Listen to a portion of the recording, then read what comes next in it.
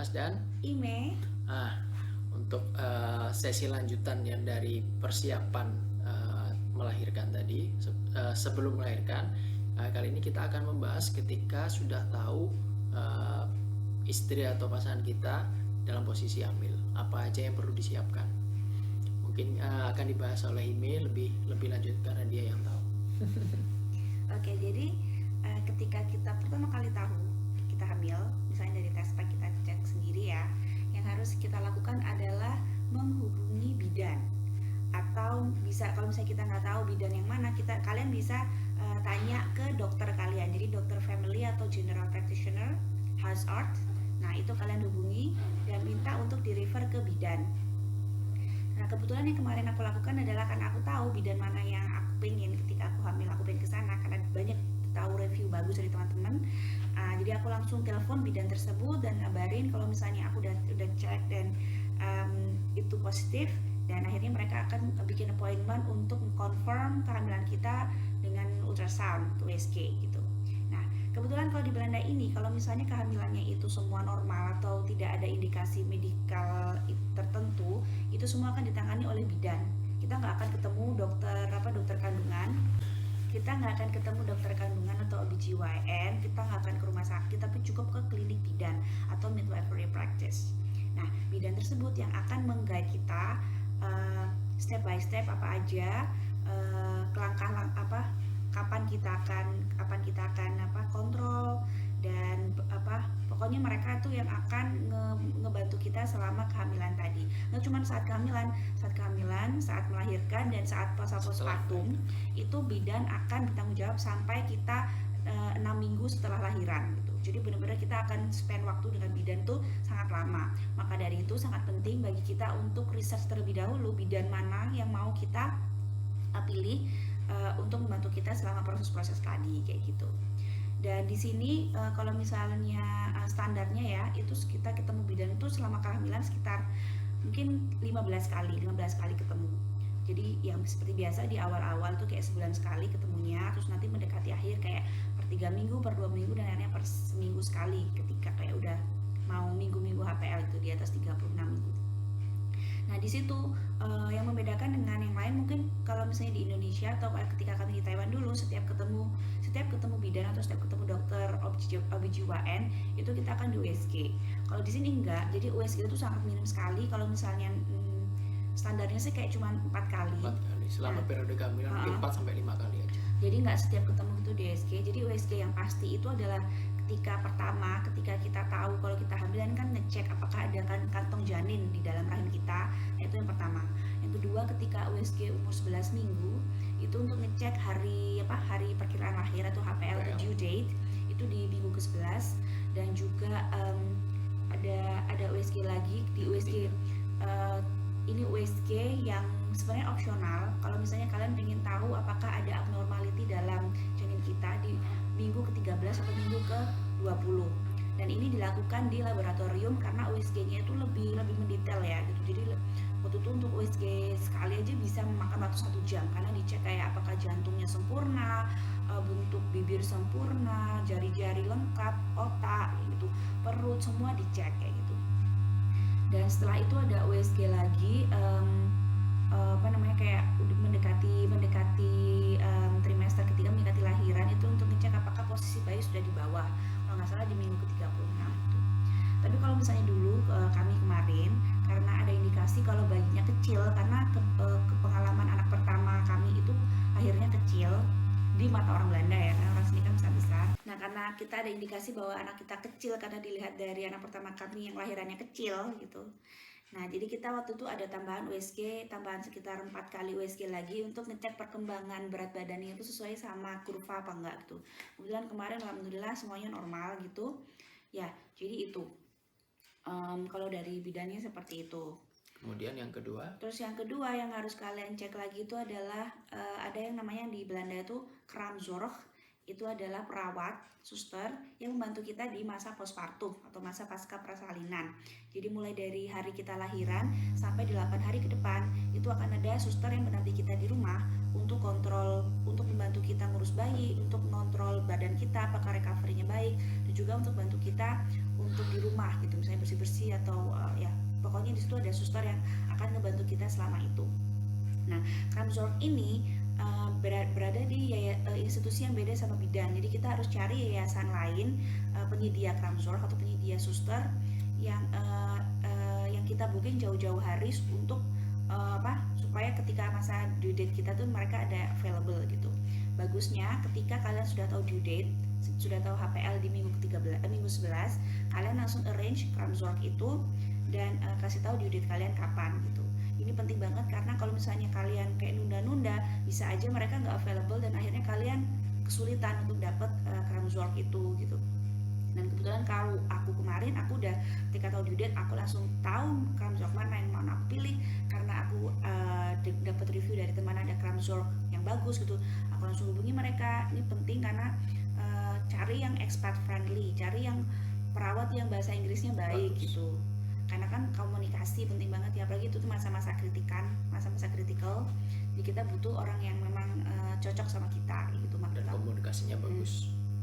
Nah, yang ketiga setelah kalian punya dapat Kramzorg itu tadi, kalian nanti di bulan ke-7 Kramzorg itu akan mengunjungi rumah kalian untuk ngecek bagaimana kondisi rumah kalian apakah sesuai dengan protokol mereka gitu. Karena kan mereka bakalan 8 hari itu di rumah kita, minimal 6 jam ya.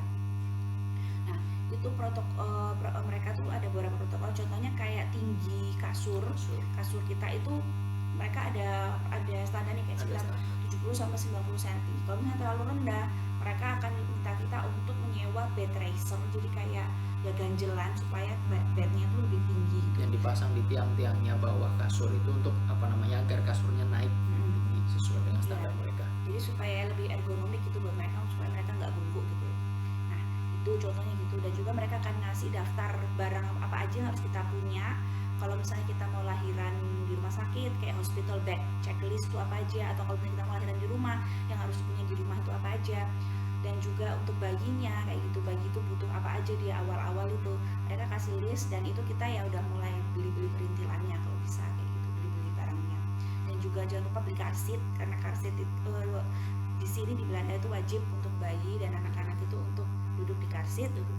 Meskipun teman-teman nggak punya mobil, nanti kan ada pengalaman teman kemarin yang dibantu oleh bidan, dari rumah ke rumah sakitnya itu harus menggunakan mobilnya bidannya nggak ada karsit. Nah, teman-teman harus menyediakan karsit untuk nanti ketika bayinya pulang dari rumah sakit ke rumah. Dan itu juga berlaku ketika nanti teman-teman akan menggunakan taksi, itu juga harus sudah ada karsitnya. Itu penting sekali. Berbeda dengan di Indonesia yang bayi bisa digendong oleh ibunya atau bapaknya di dalam mobil. Di sini nggak bisa, semua bayi di dalam mobil harus menggunakan karsit karena jika ketahuan polisi bisa didenda. Oke, terus selanjutnya ini kalau misalnya untuk teman-teman yang bukan stay at home, jadi kerja, dua-duanya kerja, ibu bapak kerja, itu kalian harus arrange daycare. Jadi kalau misalnya nanti setelah balik ke kantor kan butuh penitipan anak. Kalau bisa itu jauh-jauh hari, ketika kalian sudah tahu due date kapan, dan ketika kalian tahu kapan kira-kira bakal butuh daycare, startnya itu kapan, itu kalian langsung registrasi ke daycare yang kalian pilih gitu. Kalau bisa jangan cuma satu daycare, karena ada kemungkinan kita bakal di reject karena mereka penuh. Jadi kalau aku sampai daftar 12 daycare. 12 itu yang kasih jawaban iya itu baru dua daycare gitu. Kalian bayangin itu kemungkinannya berapa, probability-nya berapa gitu. Nah, daycare itu penting banget gitu karena waiting list-nya itu panjang gitu, dan ada kemungkinan kita nggak bakal dapat, itu bakalan susah banget kalau misalnya kita nggak dapat daycare kan, karena ngaruh nanti kita balik ke kantor kayak gimana gitu. Selain itu juga kalau kalian yang bekerja, kalian juga harus kabarin bos kalian atau manajer kalian, karena kita nanti akan ambil cuti. Maternity leave untuk perempuan itu kan lumayan lama. Di sini kan di Belanda dapat 16 minggu minimal, dan bapak-bapak juga dapat gitu. Nah, itu kalian harus arrange dengan manajer kalian kapan mau ambilnya, terus berapa lama gitu. Dan juga karena nanti kita tetap itu kan paid leave. Nah, paid leave mereka nanti harus arrange dengan UWV atau kayak BPJS Ketenagakerjaan. Gampangannya gitu. Pemerintah lah. Iya gitu, dari government untuk nge-handle salary kita gitu. karena kan di sini paid leave kayak gitu. Nah, untuk tadi kalau maternity leave untuk perempuan kan 16 minggu ya, sekitar 4 bulan. Nah, kalau untuk bapak-bapak ada 3 macam. Yang pertama itu yang paid leave yang dibayar 100%. Itu namanya birth leave, child birth leave, itu 5 hari. Bapak-bapak dapat 5 hari, kita dibayar full. Kemudian yang kedua adalah additional partner leave. Itu kita dibayar 70% dan dapatnya 25 hari. Nah, 25 hari itu yang 5 hari pertama tadi itu digunakan mulai start di hari pertama anak kita lahir. Nah, kemudian yang kedua tadi additional partner leave itu yang 70% itu 25 hari, itu bisa digunakan dalam jangka waktu 6 bulan ke depan. Itu opsional, teman-teman bisa langsung ambil semuanya 25 hari full berturut-turut, atau di split menjadi 1 minggu 1 hari, itu juga bisa, atau 1 minggu 2 hari, terserah. Itu tergantung dari komunikasi kita dengan atasan. Itulah kenapa penting banget kalau kita sudah tahu due date-nya, kita merencanakan cutinya itu akan seperti apa, itu penting dengan atasan. Karena pengalaman aku, begitu tahu due date-nya, aku langsung komunikasi ke atasan 3 bulan atau 4 bulan sebelumnya bahwa aku akan ngambil cuti berapa minggu setelah kelahiran. Itu penting banget dikomunikasikan. Kemudian yang ketiga, kita dapat nanti nggak hanya suami, istri juga dapat, namanya parental leave. Nah, parental leave ini kita dapat 9 minggu dan itu digunakan sampai anak umur 1 tahun. Itu nanti juga opsional penggunaannya, tapi mayoritas orang sini menggunakan parental leave itu 1 minggu 1 hari. Jadi nanti karena aku dan istri sama-sama kerja, kita masing-masing mengambil 1 minggu 1 hari. Jadi istri nanti kerjanya 4 hari, aku juga kerjanya 4 hari. Dan salah satunya nanti istri juga ambil WFH 1 hari. Jadi kemungkinan nanti anak ketika masuk daycare cuma masuk 2 hari gitu. Ya, kayaknya sih itu ya. Ya, itu aja sih. Jadi yang aku review lagi, yang perlu disiapkan ketika kita sudah tahu hamil adalah, yang pertama adalah bidan, itu penting. Kemudian yang kedua adalah cram shop. Yang ketiga adalah daycare, itu juga penting banget.